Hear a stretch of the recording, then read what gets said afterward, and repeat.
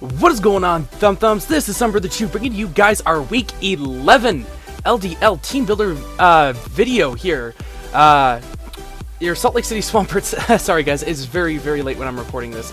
Your Salt Lake City Swamperts are currently 7-3 after an unfortunate loss last week against Donnie and the Phoenix Sunflores. If you guys missed that video, definitely go ahead and check it out, as it was very down to the wire, and unfortunately the hacks was not on our side, and that's all I'll say. But if you guys are excited about this upcoming battle, definitely leave a like down below, as we are having a rematch. That's right, our last 2 weeks are rematches against the first two people that we lost during the season. The first being Blazing Squid, coach of the Toronto Totodiles, and then next week being Steven, coach of the Russellville Rockets. All three of us, ironically, have clinched playoffs from the Blue Division. So we're all division rivals. We've all clinched playoffs. So right now we're all fighting for the top seed. We're all fighting for the top seed. Squid took back over after this past week in my loss. He also lost, so that means because of his higher differential and the fact that he beat me, he's in the top seed. So if we win here, we could be in top seed. We just have to play very carefully and stuff like that. But you know, hopefully, you know, I didn't really want to overthink team building this time around, because I know what's difficult to use. I know what's, you know, tricky to trick room. That's going to be tricky to get around and stuff like that. So I went with a lot of power, a lot of offense, and some sets, you know, that we didn't get to use from our battle before. So if you guys are excited for this rematch against Squid, definitely leave a thumbs down below. Definitely leave a like, and if you are new here, hello, go ahead and subscribe and hit that bell. I post videos like this all the time. But let's go ahead and just quickly go over Squid's team once again, because it has been quite some time since we battled him. And I'm actually going to be pulling up from the week that he did battle us, what it was that he used and what it was that you know, he brought against us. That was week 5, so I'm going to week 5 here. Alright, so of course we have, let's see, the last time Squid came, he brought the Primarina, the Galvantula, the Ferrothorn, the Moltres, the Mew, and the Deontay. Now, it was a very close battle all around. We knew that the Ferrothorn had Thunder Wave on it, the Primarina was Specs with max HP and max special attack, the Deontay was Min Speed, Trick Room, max HP, Modest, or something like that, to make it as slow as possible, because it actually speed ties with Mega Aggron in Trick Room. And so there was that. There was the bulky Moltres. There was the Mew, which gave us a lot of trouble, and I found out that Mew had Transform on it for our Mega Aggron. So it's definitely interesting to hear that he ran Transform against us and he never got to use it. So I do expect that to come again. And then Galvantula, of course, there to set up Wedge and all that fun stuff. So going once again, got Garchomp that could still come. Very powerful Dragon ground type with, it can set up Swords Dance, base 102 speed, outspeeds a lot of our Mons. Ferrothorn came last time, we just talked about it. Primarina came last time, talked about it. Heracross could potentially come now, just because our team has really changed up a little bit, especially adding Contra Base, and I've been bringing it, you know, every single week.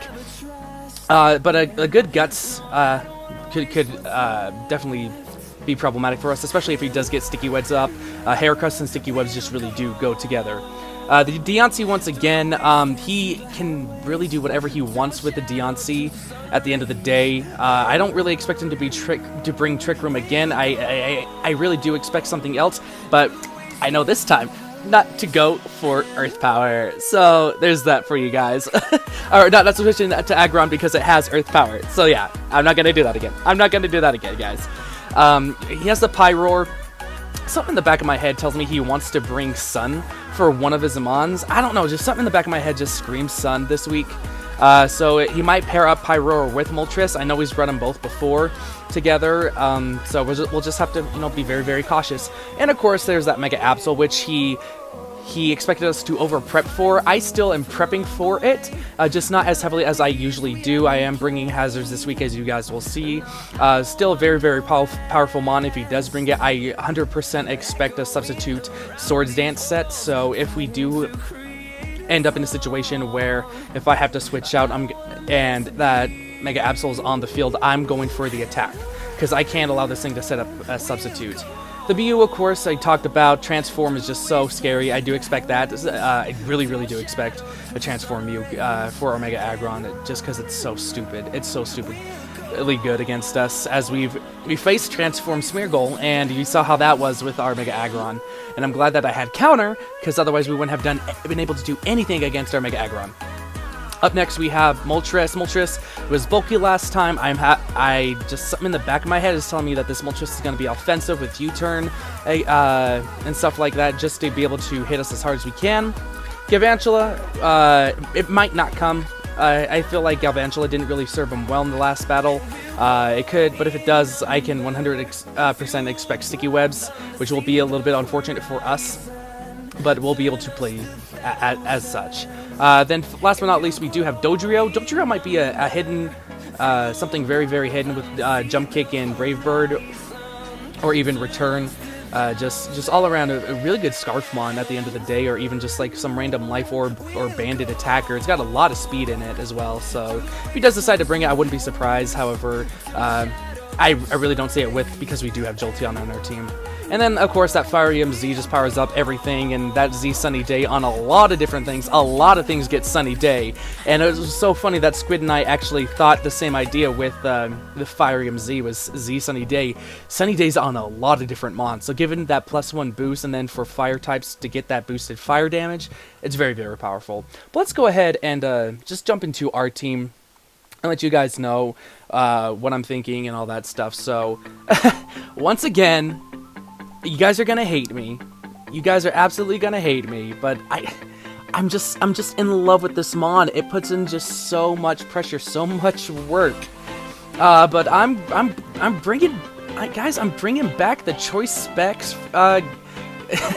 Exploud. It's so crazy to run it specs again. I almost wanted to run it Scarf. But the specs just puts out so much more damage that I couldn't pass it up. So we have specs soundproof this time, just in case, because we don't really need Scrappy. He doesn't have any ghost types at all, so we're good there. So soundproof just for anything in general like that, any sound moves, including Heal Bell. So Heal Bell on like Mew or something like that, it won't be able to do, which is actually really, really cool tech. But we are rocking out with Boom Burst, Surf, Flamethrower, and Ice Beam. I'm going with very, very safe moves this time. I don't want to miss a Fire Blast at all. And Flamethrower still puts in enough work. Definitely two shots that Ferrothorn and stuff like that. And specs, Timid Nature, 196 speed to guarantee to outspeed that Primarina by 1 point. 252 special attack, and then 48 HP, and then 12 in defense, just to kind of generally round out Exploud. But very, very standard. A lot of things come in. Get two-shotted by Boom Burst, or if I make the call right, can get two-shotted by Surf, Flamethrower, Ice Beam, respectively, or just get one-shotted altogether. This is very, very powerful mon. I don't want to lead with it this time, because that's what I have been kind of prone to do. So if that does happen, you know, we'll have to play very, very safe with Contra Base, because Contra Base can come in and help us out a whole lot. But next, coming up on the team is going to be our Mega Aggron. Palladium is here, and this is actually the set that we did bring week 5 to Face Squid that we never actually got to use. Just a last-second bad call on my part cost us Mega Aggron before Mega Evolution, knocking it down to its sturdy. And it was just a very, very bad call. I wasn't able to use Mega Aggron efficiently that week, which sucks because Mega Aggron can put in the work. It can put in the work. So hopefully this set will still really work out well for us. I doubt Squid... Well, I don't know. I'm not saying I doubt Squid. Squid would have seen our set, but he probably is thinking I'm wanting to do something else with Mega Aggron. However, this set I built specifically for his team before, and because I didn't get to use it, there's still unlocked potential that could be there. So we have Heavy Slam, of course, for General Stab, 2 shots the Garchomp, 2 shots the Primarina, Bountier 1 shots the... It does 1 shot the, what's it called? The Deontay, unless it's like the Beery Berry or whatever the Steel Reducing Berry is. and just does a lot of damage to a lot of different things. We have Rock Slide for those pesky bug and fire types, especially that Moltres, that ×4 really does help add up, and we don't touch it with anything, so it'll help us hit that it'll help us just wear down without getting that what's it called, the burn, the flame body, that's what I was thinking. Avalanche is there for the Garchomp, just in case, or anything that wants to hit us, we can, hit it generally back, but it's primarily there for the Garchomp, for the Dodrio. And then Stealth Rock to just help wear down his team, if that Mega Absol is there. We will have to be careful making sure it doesn't Mega Evolve, but if... I almost want to lead Mega Aggron this next time and get off the Mega Evolution just to guarantee the Mega Evolution does come off. So... once again, we'll just have to play it by ear and see where things go. But fully specially defensive, 248 HP, 8 in attack, 252 special defense, sassy nature. Yes, sassy nature. So, yeah, this is our special wall this week, and hopefully we'll be able to do the damn thing. And alongside him, I'm also going to be bringing back our Florges. Periwinkle is back, you guys. Once again, rocking the same set that we brought with us in week 5 versus Squid. This is just, you're probably thinking this, why don't you bring Slowbro? Slowbro works a lot much better, and that's true. However, I needed Periwinkle this week for the aromatherapy, for the wish. Once again, if we can wish pass onto something, or not wish baton pass, but if we can wish and then switch out safely, it'll be very helpful. And Toxicking Mons down is also very helpful. Moonblast, of course, for general stab. But aromatherapy is very crucial this week, just because a lot of things can be burned. A lot of like Will-O-Wisp, Mew, Flame Body. What's it called? Flame Body, Moltres, Scald, coming from you, which it did have last time, and then Scald from Primarina. So. I'm just wanting to be prepared for the burns to come, and a burn is what cost us last week's game, so that's something I want to be prepared for. And so very standard. Max physical defense, 252 HP, 252 defense for special attack, a bold-natured Periwinkle, which will do the darned thing. Up next, you guys, is going to take into the sky. We have R. Kelly coming around. R. Kelly, our Salamence, you guys. We're going with Choice Scarf Moxie. We are going to be Choice Scarf Moxie this week, and it's going to be very tricky for us to use Salamence this week, just because Squid does carry 2 fairies on his team, as well as the Ferrothorn, which does resist our hits, of course. But I feel like we can wear down those fairies quickly.